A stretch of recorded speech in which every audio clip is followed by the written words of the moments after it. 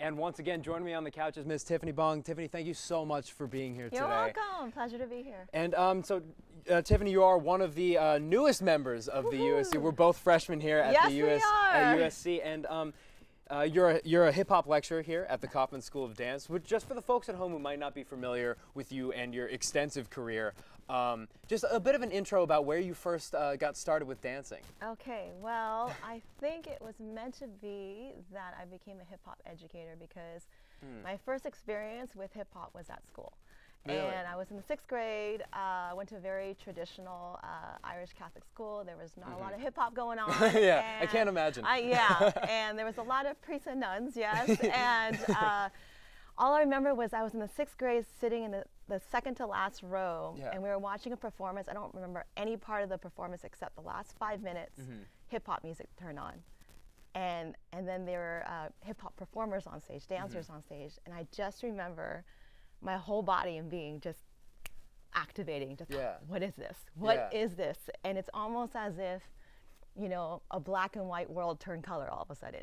And from there, it's just something in me turned on. And from there, I just fell in love with the culture. About a week later, I bought my first hip hop cassette tape. And that's where it all started. That's where it all started. Yeah, and that was in San Francisco when I was in 6th grade. So yeah, I have a huge passion for, obviously, just bringing and bridging hip hop into schools because I know of the impact that it makes because I feel like I'm a reflection of it. Yeah, and talking about the impact of dancing in schools, you are part of you actually founded a program called Universal. Would you mind just explaining what that is to people who might not be aware of it? Absolutely. So I have a company called Universal Hip Hop, and we bring hip hop dance artist residencies and performances into the schools. So again, I used to be the one, when I was in the 6th grade, that little performance changed my life. So it's really nice to be on the other side. Yeah, you don't know how many other kids are waiting for that moment.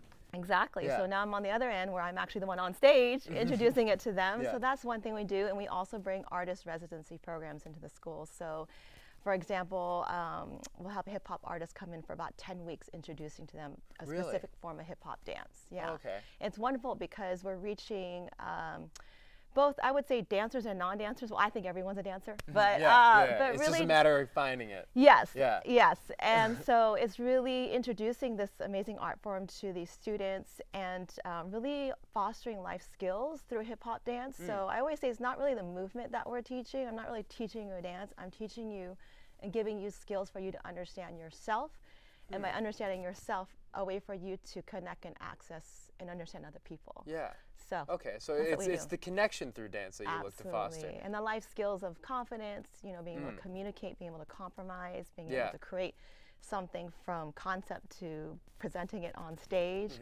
So all these are important skills that not only are great within the arts, but great in life in general.